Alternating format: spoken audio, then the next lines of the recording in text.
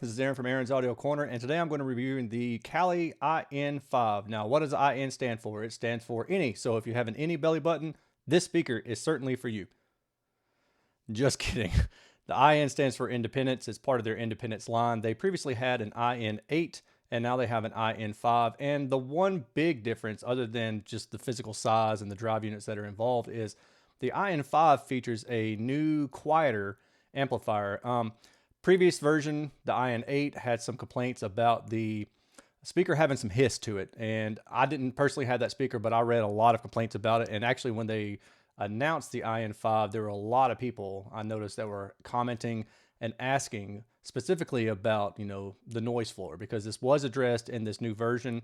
So I'll go ahead and say up front that if you're wondering about that, no issues there. But anyway, the purpose of today's video is to provide you with some technical information, some objective data as far as the actual performance of this speaker, and then I'll supplement that with my own thoughts subjectively about what I heard when listening in the near field. So let's go ahead and kick this thing off.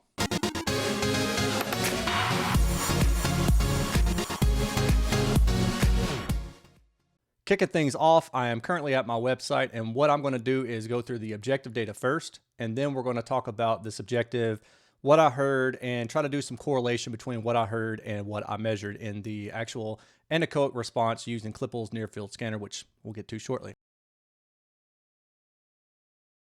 Starting off right now, we have the Kali IN-5. We'll have a couple photos, and you can see here is a 5-inch mid-woofer, the vented enclosure right here for the vent. And then we have a 4-inch coaxial. And then on the back, you can see some of the settings for boundary settings, which we'll also talk about that shortly. You have an RCA input, you have a TRS input, and then you have an XLR input with a few dip switches. We'll talk about this a little bit more. And this is where my YouTube video is going to be when we're done. I normally just provide some basic information from the manufacturer's website as an intro, because my reviews don't hinge necessarily on the in-depth technical offerings of the speaker in terms of, it's this size and it's this weight. Anybody can go to the manufacturer's website and find that information. But if you want to see it, I have listed it here just to save you a little bit of trouble. And going down, let's see, class amplifier is a class D. I know some people worry about that stuff. It's 2021. Don't worry about class D amplifiers anymore, okay? All right. Then you can see also that this is a powered speaker. Crossover point is 280 between the mid-woofer and the mid-range. And then between the mid-range and the tweeter is 2800 hertz.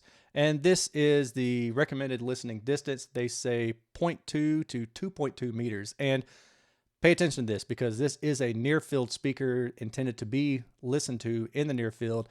And this is going to come up in further testing below. And then here's a note I talk about. And in this, I'm showing you a picture of the tweeter and then the mid-range inside of it. So I'm just showing you a close-up of the coaxial.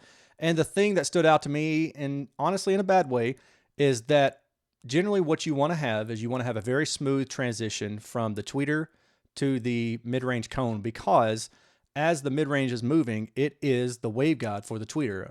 Not even just as it's moving, period. It's the waveguide for the tweeter.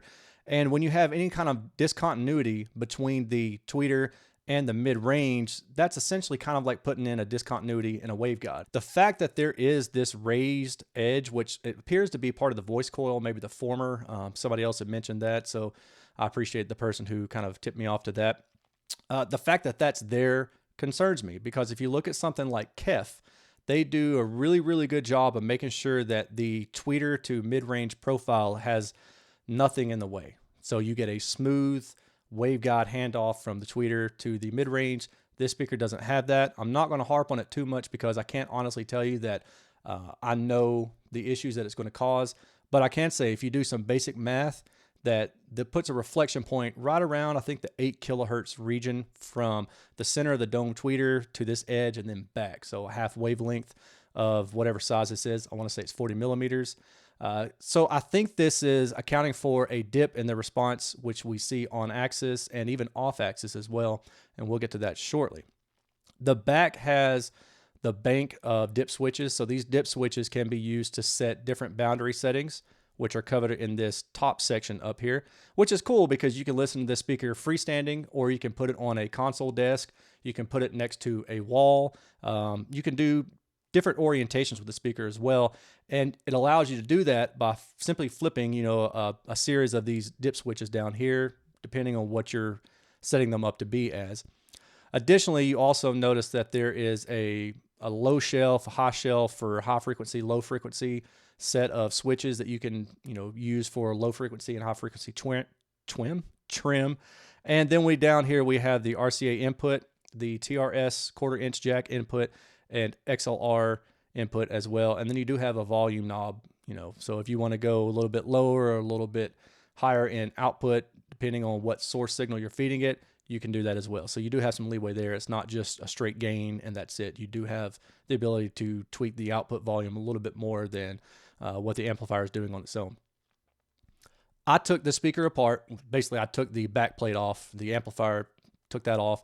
And what I noticed is, and this is a picture of the backside of the speaker laying on its side. So down here, what you see right here is the magnet of the mid-woofer. And then you see right here, this is the port. So the port comes out of the front and U-turns up behind the magnet. And then this section right here, and it may be hard to make out in this picture because honestly, it's hard to tell even to the naked eye when you're looking right at the speaker. This is the enclosure for the mid-range, and it's what feels like a plastic enclosure. I don't really have a problem with plastic enclosure. And, a matter of fact, this whole speaker looks like its majority is at least covered in plastic of some sort. Although this certainly is MDF going around here. So I can't say that the entire speaker is plastic or MDF, but there seems to be a mixture of that here. Another thing worth noting is that there is a lot of damping material on the sidewalls of the speaker. And you also see that the wires are covered in some foam insulation, which helps to keep down any kind of resonances or rattles inside the cabinet. And from that perspective, it absolutely works. I didn't hear any kind of noise issues out of the speaker physically. You'll also notice there is some foam going around the edge of the speaker.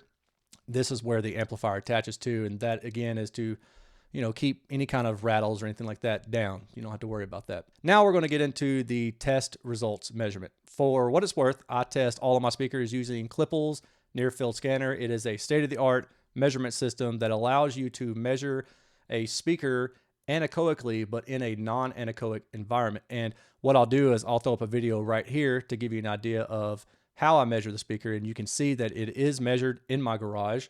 And the near field scanner has an arm that swings a microphone around it, takes like thousands of points of measurements, and then uses those to back out a far field response or even near field as close as you want to. So what we've also got down here is a interview I did with Christian Bellman of Klippel. He is one of the designers of the near field scanner. And if you want to go learn a bit more about the near field scanner, how it works, the science behind it, and some other really cool things about it. In this testing, I have set the microphone up to be at the tweeter axis, which is right here. Ideally, what you have with any loudspeaker is you have a flat on-axis response, not out in the room somewhere, but on axis anechoic, you have a flat on axis response. And this makes sense if you just think about it in terms of input output. So if you're providing an input to a speaker, you want it to output the exact same thing if your goal is accuracy and fidelity. So you would have a flat line in black. If this were a 100% accurate speaker, I've never seen that, probably never ever will. I've seen close to it. And in this case, the response is actually pretty good. You can see that there's a dip here around the 80 hertz region. But if we start at the low end, you can see the response extends down to F3 is around 45 hertz or so. The roll off starts on the low end at 50 hertz. And then above 50 hertz all the way until about 7 kilohertz, 8 kilohertz or so. The response is within 1.5 decibels, and that's quite impressive. These things, these dips and things like that, they tend to be exaggerated when you have anechoic data because the anechoic data has very, very high resolution. Most other measurement systems don't have that. If I were to draw an imaginary flat line, you can see that, again, the response on axis is quite good. There's a minor dip here. This dip right here actually caught me off guard, and I'm not really sure what it is, but I did do some near field measurements and determined that this is actually the real response of the speaker. So this is not a measurement anomaly for those of you who are curious. Now, when you go up to the high region, you can see that you've got some dipping going on here and some what I would generally probably just call comb filtering. Now, certainly these effects could be diffraction, but I'm calling them diffraction from the the tweeter, the voice coil coming out of that tweeter area. And that kind of lines up again. I mentioned that Matt tells me it's going to be around the 8 kilohertz region, and that's where you start seeing these peaks and dips coming at. And then you see this high peak in the on-axis response. Now, I did some listening specifically with pink noise, band limited pink noise, because a lot of music doesn't really have content above 10 kilohertz. So I listened to band limited pink noise and listened at 1 kilobit or 1 kilohertz intervals above 1 kilohertz. So when I got to the 7 kilohertz, that's when I actually could hear the droop in response. So let's also look at the early reflections window, because I want to pay attention to that in terms of what the crossover is doing between the mid-woofer to mid-range and the mid-range to tweeter. And the mid-woofer to mid-range we know is at 280, and there is no discontinuity here, meaning that the line is linear. It is a line. Now, when you see a discontinuity and that line becomes non-linear and it shifts up, in profile, it goes from like a standard slope to maybe a shift and a bump or a strong dip. That's an indication of a resonance or a directivity mismatch between one drive unit and the other. And you're not seeing that around the 280 hertz region, so the crossover between the mid-range to mid-bass is good. Now when you go to the 2800 hertz region, which is where the tweeter to mid-range crossover is, you can see that there is a shift in the profile, and I see that right around the 1, 2, 3. So what happens here is you're going more narrow in response because this line is going up. So anytime the directivity increases, that means the response is becoming more narrow in radiation pattern.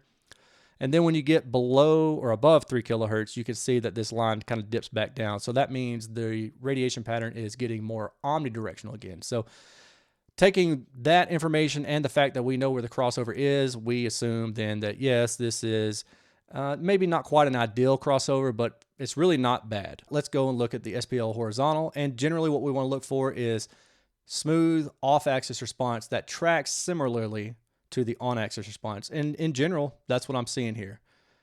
Keep going. I'm going to look at the vertical. Same situation here. And again, that's pretty much what I'm seeing. You can see that as you go above about 30 degrees or below 30 degrees from that tweeter line, that the response does shift. So at this plus 40 degrees and minus 40 degrees, you do have more of a droop in the response in this, what is this, the 2, 3, 4, 5 kilohertz region. So what this data is saying in conjunction with this data is listen on axis. And I wouldn't go any further than 10 degrees off axis. I think listening on axis is probably going to be your best bet for the speaker. So this is the horizontal radiation pattern looking top down, like a bird's eye view of the speaker. The 0 degrees is going in front of the speaker, and plus or minus 90 is to the side.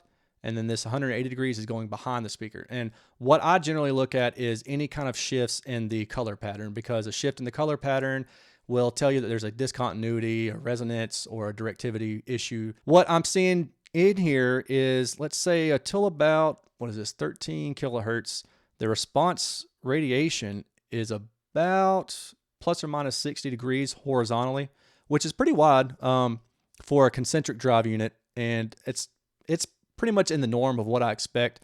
Generally speaking, concentric drive units aren't that wide in radiation patterns, at least compared to, like a more shallow waveguide type speaker, not a really narrow waveguide, but a more shallow waveguide.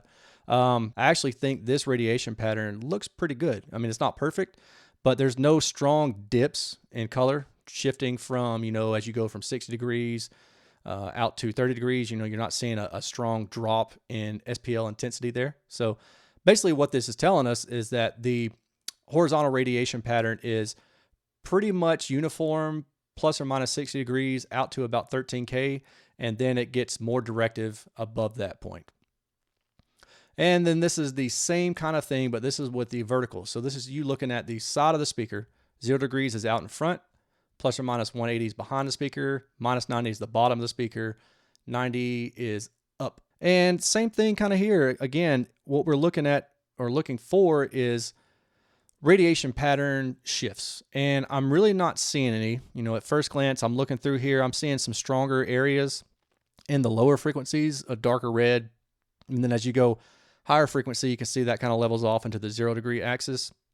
But for the most part, this speaker is within about plus or minus 30 degrees above and below it. So it's a good listening window. You're not going to be listening standing that high above it or that far below it, but it's a good sign when a speaker has a good radiation pattern that's, you know, not linear, but it conforms to the same as it basically does on axis. Harmonic distortion, 86 dB at 1 meter. You can see that 3% THD line would be this -30 because this is relative to the fundamental. And at 86 dB at 1 meter, you know, the distortion is pretty low. And note too that this THD is comprised mostly all of, especially on the low end, the second order harmonics. So that's going to be less of an issue. And then when you go to 96 dB, you can see that the distortion jumps pretty good bit above 3% in the mid-range area. But again, this is comprised of the second order distortion, so it's going to be less of an issue. And keep in mind, again, that these speakers are designed to be listened to near field. I think I've even recall Callie saying they expect most listeners to listen to them at around the 85 dB mark. So they're not necessarily intended to get really loud. And for that matter, if you're mixing and mastering music using these, you know, a studio monitor, you're probably not going to be doing yourself any favors by listening to the music really, really loud for an extended period of time. This is another test that I do. It is the response linearity. So I play the speaker at 76 decibels at 1 meter, and then I play it at 86, 96, and then 102 decibels at 1 meter. And the reason I do that is I compare those three ladder volumes to the first one, the 76 dB, and I want to see what's happening to the linearity of the response as you turn the volume up. If it's suffering a lot of compression, then you know it's going to create issues when you're listening to the speaker. You turn it up, you're going to hear, it's just not going to sound good. It's going to sound really grainy and just not good. So with that said, I tested this speaker in that same manner, and 86 and 96 dB are represented in the red and the blue lines, and these are all about a 1/4 dB to a 1/2 dB in the mid-range. And then on the low end, I see an enhancement, so you get a little bit more bass, which you would think that's good, but that's not necessarily what you're looking for. And that happens below about 80 hertz or so. The thing that really stood out to me, and I actually contacted Callie about this to make sure that something wasn't wrong, was this purple line, this 102 dB measurement. Now what this is saying is that when I go from 76 dB to 102 dB, I'm expecting 76, 102, what is that? 26 decibels of gain. So I'm expecting that. So theoretically, I expect to have a flat line here, and anything off of that means that it's not a straight gain of 26 dB. There's a difference there. So what this is telling me is, let's pick 100 hertz. We can see at 100 hertz, the response is down about 2.5 dB of what I expect it to be. And then at 200 hertz, the response is down 1.5 dB of what I expect it to be. So this tipped me off to thinking there's got to be a limiter built into the speaker, because I've never seen the results do this before, unless the speaker specifically has a limiter built into it to keep from overdriving the speaker. So I contacted Callie and I told them the result that I was getting, and I said, I'm assuming you guys are using a limiter. Can you verify? They said, yes, we are. And I said, okay, cool. So this is the result that we are expecting to see for the speaker, because it has a limiter built into it. It's not a measurement error, and it's not a product fault. This is how the speaker was designed, so you don't blow up the speaker. And again, I'm going back to, that's 102 decibels. This speaker was not designed to be listened to at 102 dB near field. So if you're looking for that, you're probably looking for a speaker for like a home theater setting, or you just need an entirely different speaker altogether. This is not that speaker. Mid-range as a waveguide. Again, I'm going back to my previous comment about how the mid-range acts as a waveguide, and I did an extra test here where I fixed the mid-range out +1 millimeter, and then I fixed it in -1 millimeter just using a 9-volt battery, and I compared the frequency response of the tweeter with those two fixed states versus the rest state. And you can see this little GIF here that kind of shows you the movement of the cone. It's going +1 millimeter, rest, -1 millimeter. And then this is the result from 1K to 20K. What we can see here is the mid-range at rest is in black, and when the mid-range is fixed out, it's in blue. Mid-range fixed in 1 millimeter is red. And you can see that there is some difference. That's about 2 dB or so. But the question is this audible? So here's my opinion on this, okay? Number one, cone travel speed to reproduce 4 kilohertz is about 0.25 milliseconds. Are you going to hear a 2 dB change as it makes that stroke? I mean, I don't know. Maybe, maybe not. I did a test like this back in 2013 for a KEF speaker, and a lot of people were like, oh, that's really cool, but it didn't really gain traction because I don't think anybody's done any testing to see, can you hear that? And frankly, I don't know how you would go about doing that I mean, apples to apples, everything apples to apples other than the cone moving. I just don't think that you're probably going to be able to hear that difference, but it's interesting to me. And I would encourage anybody who actually has information about that kind of thing. I mean, a concentric drive unit manufacturer, something like that. If you have information about that, I would really be curious personally to know what your findings were. And then the other thing is that this speaker has a 280 hertz crossover at the mid range. And I did some math, figuring out the cone area of the mid range and the area taken up by the tweeter assembly. And I ultimately came out to an actual cone area of the mid range itself to actually have 3.6 after you take that tweeter assembly away. And in order for you to get plus or minus 1 millimeter movement, you have to be pushing the speaker, I think I said 100 dB. And we already know that this speaker wasn't designed to go that loud. You're going to get compression. And if we go back and look at this, yeah, I mean, you see the built-in limiter. So the speaker is not going to play to that kind of level and have that plus or minus 1 millimeter stroke. I just don't know physically if this speaker is even capable of moving that far, or the mid-range is moving that far. So probably not. So ultimately, I think this data is more just a fun FYI type test, and you can check that out if you want to. It's just interesting. Now here's where I test the boundary settings, and this is just to give you an idea of what the boundary settings do.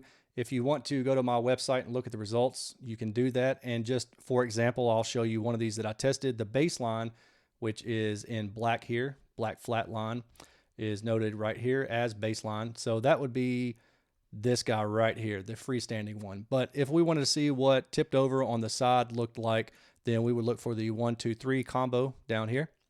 And the 1, 2, 3 combo is in this, this yellowish green color. And you can kind of see it in here. So this is what the frequency response is doing when the speaker is tipped over on its side on a console. Now, moving down, we get to the in-room measurement. So this is what I measured at my listening positions at 1.5 meters and 3.5 meters. And the reason I provide both is because I think it's important for you to understand that as you get closer to the speaker, the high frequency does tilt up more. So you can see that this is the 1.5 meter in this blue, and there is about 2 to 3 dB more high frequency content than it is when you are at 3.5 meters. And then this black line is the estimated in-room response. Now, this estimated in-room response is built off of anechoic data and generally matches what you actually hear in a room. And you can see that is the case here for the most part until you get to the very high frequency, where again, the estimation is expecting you to be listening in the far field and have more room influence, more high frequency absorption just from things being in the room.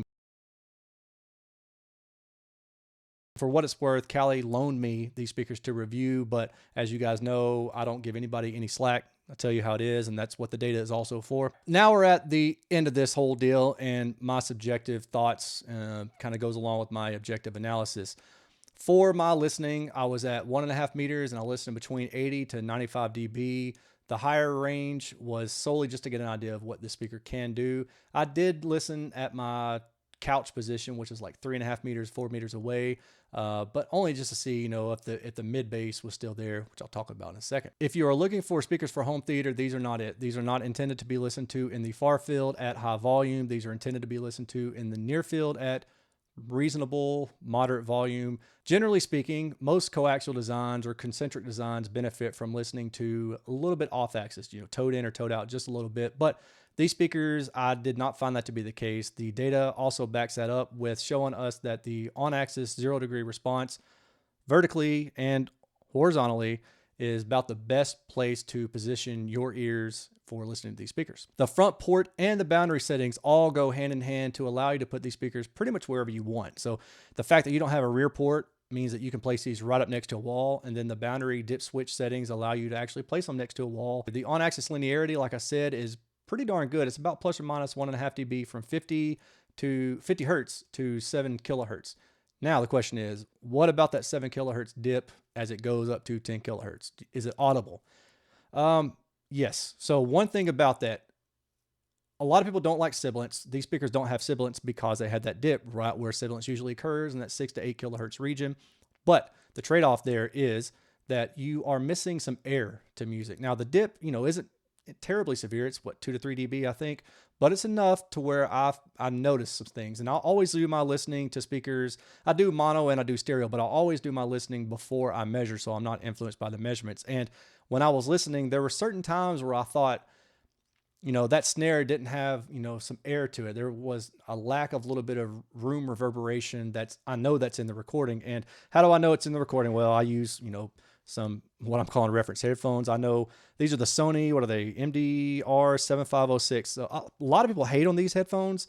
I love these headphones. I think they're great. I mean, yeah, maybe they're a little bit hot. Maybe they're a touch boosted, on the low end. I threw these on my head, a couple times off and on. Am I missing that? Am I not missing that? And I did verify, yes, indeed, I'm missing some room reverberation in a couple tracks. Grandma's Hands has a lot of reverberation in that track, so I'll listen to that. And that's just one example.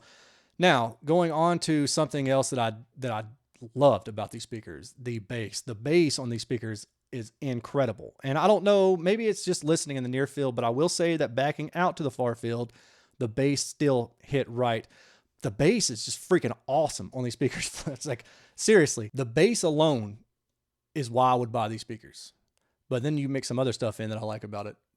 There's other reasons why I really like these speakers, but the bass, the kick drum on these bass. Now we know the response is flat down to about 50 hertz and it's about -3 dB at 40 hertz. So there's good low end out of these speakers. I'm not talking 20 hertz sub bass. I'm just talking about good mid bass punch, and it is there in spades. I mean, the kick drum is just so freaking tight and dynamic from any music that I was listening to. Rage Against the Machine, Know Your Enemy just starts off with that, and it just, it's like, okay, all right, I see how this is going to be. All right, Callie, I see how you're going to be about this. And it really was. It was a pleaser. I was really, really, truly impressed by the bass. And I'm not talking about just output. It didn't just hit you in your chest and it's just a one note wonder. I mean, it's just smooth, linear, dynamic bass response.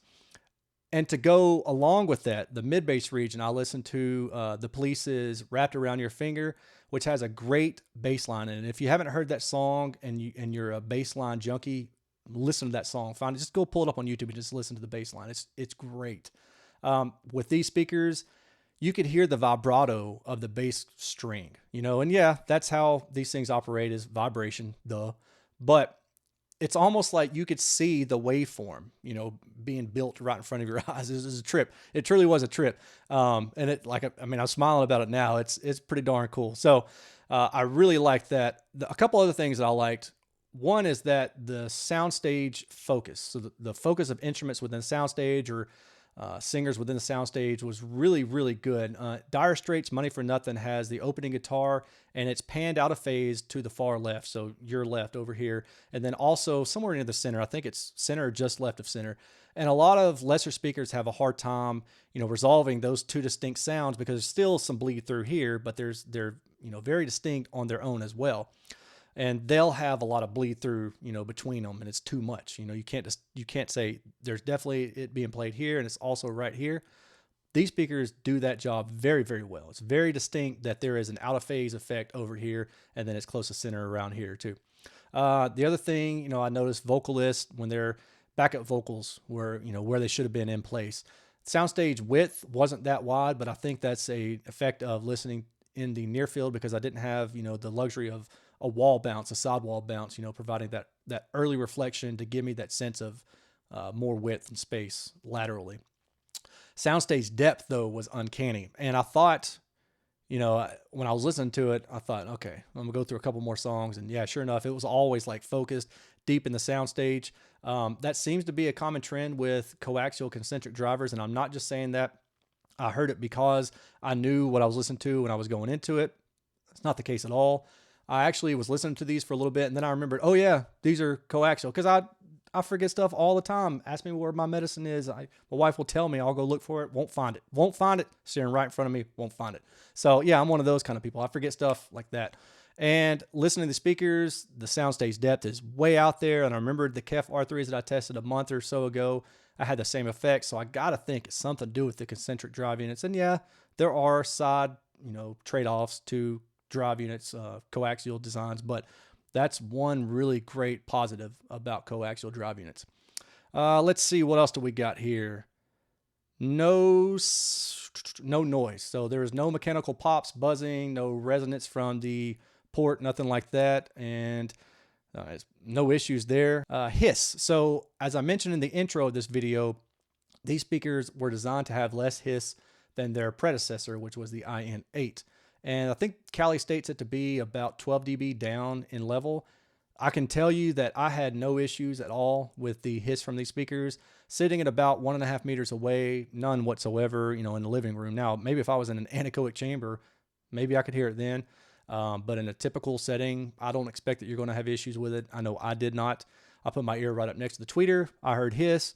I moved away until I didn't hear hiss anymore, and I quit hearing the hiss at about maybe a foot or so. So it fell off enough by then to not be an issue. My bottom line on this speaker is, I think they're $350 each, so $700 a pair for studio monitors that I'm not gonna pretend like I know everything that's out there and I've heard everything. I haven't, and I'm not gonna be one of those guys that says this is the best ever for clickbait crap. Homie, don't play that. But I can tell you that I was really, truly impressed by these speakers. And when I first listened to them for like the first, sessions, the 1 or 2 sessions that I did, I didn't really have anything to say about it. I felt like I'm going to be trying hard to say something about this speaker. And I think that's a positive because, in my opinion, at least in my experience, I should say, it's so much easier for me to dissect and critique a poor speaker than it is to critique a good speaker. I can go in, I can hear something wrong right off the bat, boom. This frequency, that's no good. Or, this response is showing me this, and that's going to be a problem. But when a speaker does good things, it's really hard to say, okay, well, let's see. It does 80 hertz good. It does 500 hertz good. It does mid-range good. It does tweeters good. You know what I mean? Like, okay. So with that said, I just really do like the speaker. The bass is great.